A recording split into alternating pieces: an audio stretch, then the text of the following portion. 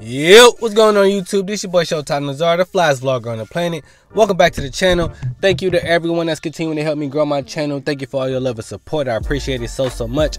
If you're new to the channel, however, and want to stay up to date on everything that I got going on, see that subscribe button right there on your screen. Click that, turn the bell notifications on so that you're notified every time I drop a video. Now let's begin the video. First thing I do want to discuss is the unfortunate verdict of the Breonna Taylor case. If you haven't heard, none of the 3 officers that were involved in her murder were charged yesterday. Only one of the officers were charged with something like, it was a weird thing, like he went in there and shot her neighbor's wall or something that didn't have anything to do with her case at the end of the day. I'm not surprised by the verdict. Unfortunately, this is the America that we live in. When it comes to black people, they don't really care about us, and this is why I'm glad that LeBron James and the WNBA, the NBA, and all these athletes are continuing to voice their opinions and continuing to use their platform to raise awareness about how unequal that it is in America for black people. Even though many of us have known this for a long time, I'm glad that they're using their platform and this stage to voice how important it is for us to vote and how important it is that we get some equality in America. Something I thought was interesting though, I was watching ESPN and Stephen A. Smith said something about the laws in Kentucky. There's a stand your ground law. There's the carry an open firearm. You can carry a firearm in Kentucky. And also, prior to the Breonna Taylor case, the no-knock warrant.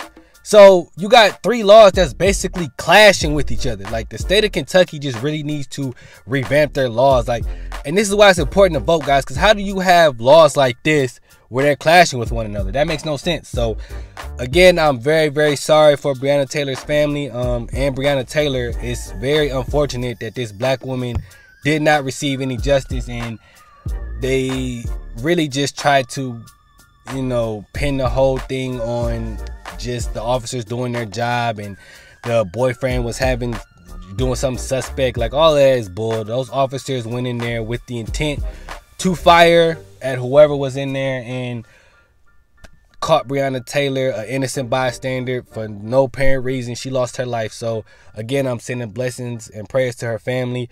And again, guys, make sure you guys go out here and vote. All right, next subject I do want to discuss is, I was watching on Instagram, right, and DJ Academics has this segment on his show called On the Clock, and basically what it is just saying that artists that haven't put out music in a while, we need you guys to put out some music. So the artists that they were talking about were the Migos.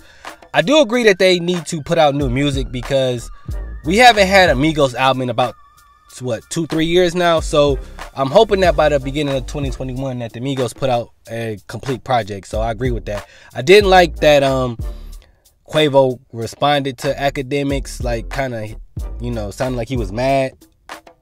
I mean, but I guess that's how artists are nowadays, you know. Like Erykah Badu said, artists are sensitive about their shit. So I understand it. I don't like that Quavo didn't like Academics critiquing Sweetie. Now, Academics did say some out of pocket stuff, but besides that, Sweetie is a artist, so I think that she deserves to get, you know, critiqued. I don't have any critique for her right now, but I don't like when artists get mad about that type of thing. I think just, you know, it's kind of like, if you're a basketball player, you're going to get critiqued. If you're a artist, you're going to get critiqued. And actually, if you're a vlogger or if you are a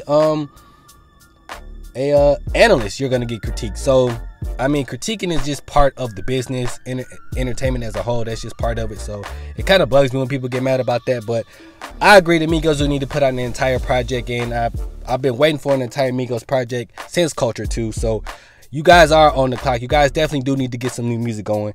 Also, I